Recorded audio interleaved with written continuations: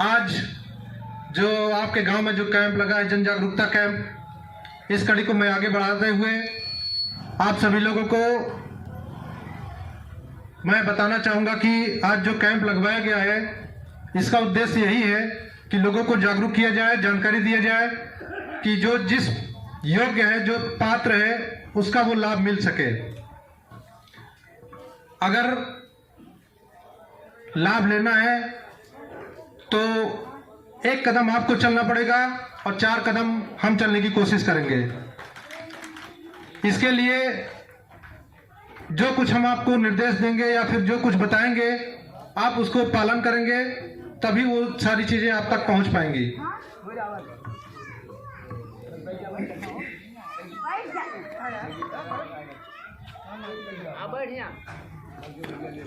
आज कुछ बोलने से पहले सबसे पहले मैं तथागत गौतम बुद्ध, डॉक्टर भीमराव अम्बेडकर साहब और सरदार वल्लभ भाई पटेल और उन सभी महापुरुषों के चरणों में श्रद्धा सुमन समर्पित करते हैं जो हमारे भारत देश में जन्म लिए हैं।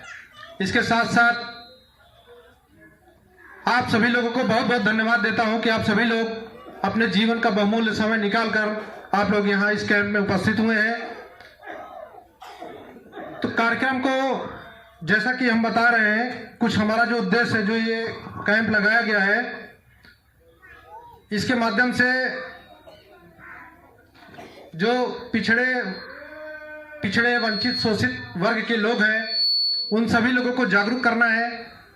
और जागरूकता मतलब ये होता है कि जानकारी, जब तक हम लोगों के पास जानकारी नहीं होगा तब तक हम चीज़ों से वंचित ही रहेंगे। जैसे हम देख रहे हैं कि यहाँ पे बहुत सी ऐसी माताएं हैं जो 60 साल से ज़्यादा हैं, और यहाँ पे बहुत ऐसे पिता तुल्य बुजुर्ग हैं जो 60 साल से ज़्यादा हैं।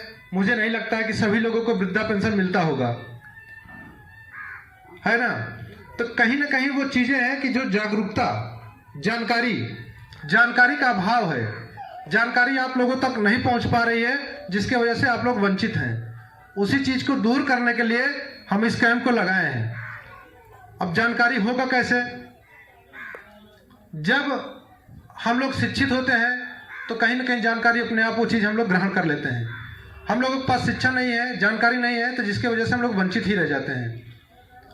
अब वही सब हम जानकारी देने आए हैं। जैसे वृद्धा पेंशन है, वृद्धा पेंशन लगवाने के लिए सबसे पहले तो कुछ कागज बनते हैं, वो सब कागज दुरुस्त होने चाहिए।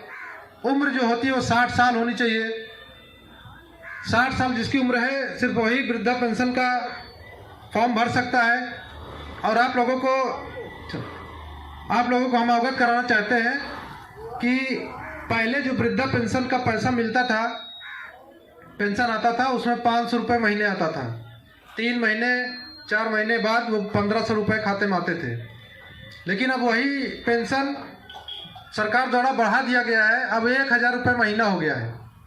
अब जिसका पेंशन लगा हुआ है या जिसका पेंशन लग रहा है, उन सभी लोगों को 1000 रुपये महीने के हिसाब से, जब 3 महीना 4 महीना हो जाता है, 3 महीने के हिसाब से 3000 रुपये खाते में आता है। जिसके खाते में आ रहा है वो सभी लोग जानते होंगे। अब यहाँ पे 1000 रुपये अगर महीने आ रहा है तो कहीं ना कहीं जो बुजुर्ग लोग हैं उनको दवा कराने के लिए या तमाम तरीके की ऐसी ज़रूरत होती है जिससे वो अपना करा सकते हैं। तो ये सब दूर करने के लिए हम ये कैंप लगाए हैं। हम आज यहाँ पे कैंप के माध्यम से आप लोगों को ये बताएंगे कि वृद्धा पेंशन कैसे लगेगा। मुझे लगता है कि सभी लोगों के हाथ में एक पर्चा होगा जो हम अभी वितरण करवाए थे, तो उसमें सारा चीज़ लिखा गया है। तो उसमें वृद्धा पेंशन में क्या क्या कागज लगता है, विधवा पेंशन में क्या क्या कागज लगता है और विकलांग पेंशन में क्या क्या कागज लगता है, उसमें सारा चीज़ लिखा गया है। लेकिन फिर भी मैं एक बार बता दे रहा हूँ कि जो जिनको वृद्धा पेंशन बनवाना है, उनका उम्र 60 साल होना अनिवार्य है। अगर 60 साल की उम्र है तो आधार कार्ड का फोटोकॉपी, बैंक पासबुक का फोटोकॉपी और आय प्रमाण पत्र एक कागज बनवाना पड़ता है। वो आप जन सेवा केंद्र से कहीं से भी बनवा सकते हैं। इतना करवाने के बाद आप चले जाइए जन सेवा केंद्र पे, किसी भी कंप्यूटर की दुकान पे ऑनलाइन करवा लीजिए। ऑनलाइन करवाते समय एक चीज़ का विशेष ध्यान दीजिएगा कि पहले हम लोगों का गांव, ये जो गांव है, ग्राम सभा में हुआ करता था, तो ग्रामीण हम लोग थे। लेकिन अभी कुछ साल पहले ही हमारा लोग का क्षेत्र नगर निगम में हो गया है, तो हम लोग अब शहरी हो गए हैं। तो जब ऑनलाइन कराने जाइएगा तो वहाँ पे उनसे बोलिएगा कि हमारा जो वृद्धा पेंशन ऑनलाइन कर रहे हैं वो शहरी वाले क्षेत्र में करिएगा। अगर ग्रामीण वाले क्षेत्र में कराइएगा तो आपका निरस्त हो जाएगा, पेंशन नहीं लगेगा। तो इसके लिए जब भी आप ऑनलाइन कराने जाइए आप बोल दीजिए कि हमको शहरी वाले क्षेत्र में ऑनलाइन करके दीजिएगा। मुझे लगता है इतना समझ में आ गया होगा। आधार कार्ड का फोटोकॉपी, बैंक पासबुक का फोटोकॉपी और एक कागज लगता है आय प्रमाण पत्र, वो बनवा के ऑनलाइन करवा लीजिए।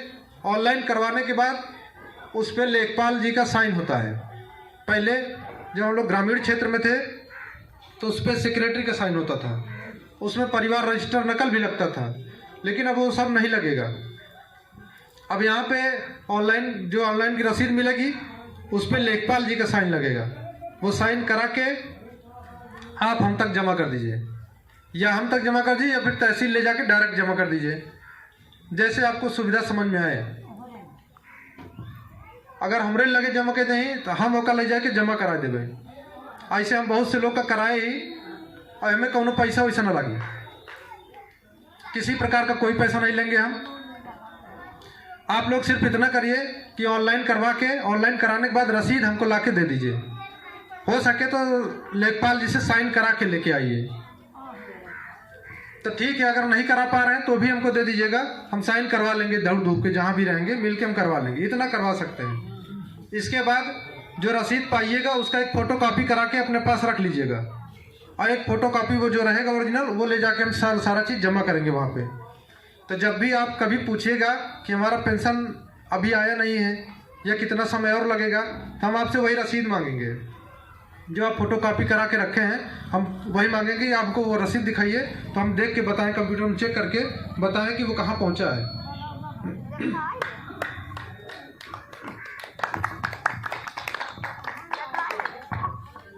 ये हो गया वृद्धा पेंशन। इस तरीके से आप लोग करिए। ये आय प्रमाण पत्र बनवाने में मुझे लगता है 5-6 दिन का समय लगता है।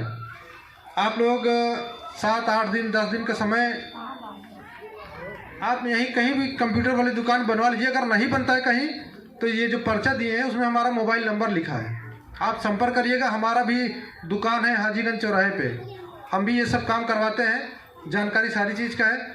अगर सुविधा समझ में आ रहा है आप नज़दीक में बनवा लीजिए, कहीं भागने दौड़ने की जरूरत नहीं है।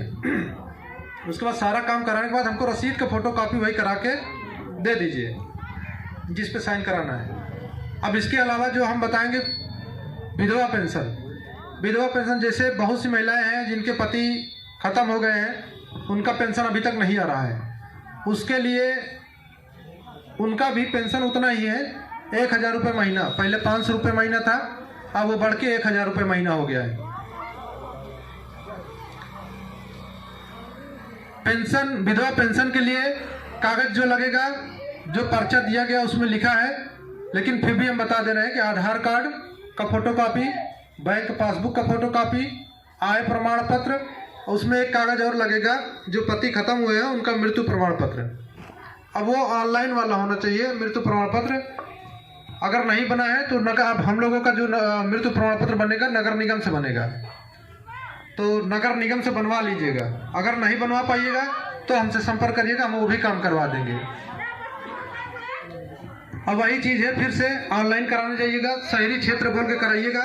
इतना करा के लेखपाल जी का साइन होगा, साइन कराने के बाद ला के दे दीजिएगा, हम उसको करवा देंगे। अब इसके बाद विकलांग पेंशन वाला जो हम बता रहे हैं, बहुत से लोग ऐसे हैं जो विकलांग है लेकिन उनका पेंशन नहीं आ रहा है। तो विकलांग पेंशन के लिए आधार कार्ड, बैंक पासबुक और फोटो, हाँ इसके पहले बताना भूल के, फोटो भी लगेगा और राशन कार्ड भी लगेगा, उसमें लिखा है सब। तो विकलांग पेंशन में आधार कार्ड, बैंक पासबुक, फोटो और आय प्रमाण पत्र, उसके अलावा विकलांग प्रमाण पत्र, इतना चीज़ लगेगा। ऑनलाइन करवा के शहरी क्षेत्र में ऑनलाइन करा के हमको ला के दे दीजिए। ये सब सारा चीज़ हम काम करवा देंगे आप लोगों का। इसके अलावा पेंशन वाली बात तो हो गई। अब एक हम आप लोगों को संदेश देना चाहते हैं, या संदेश समझ लीजिए, निवेदन समझ लीजिए कि जैसे बाबा भीमराव अम्बेडकर साहब के बारे में हमको लगता है सभी लोग यहाँ शायद जानते हों, और जो लोग न जानते हैं हम उनको थोड़ा सा बताने का प्रयास कर रहे हैं कि बाबा साहब एक ऐसी लड़ाई शुरू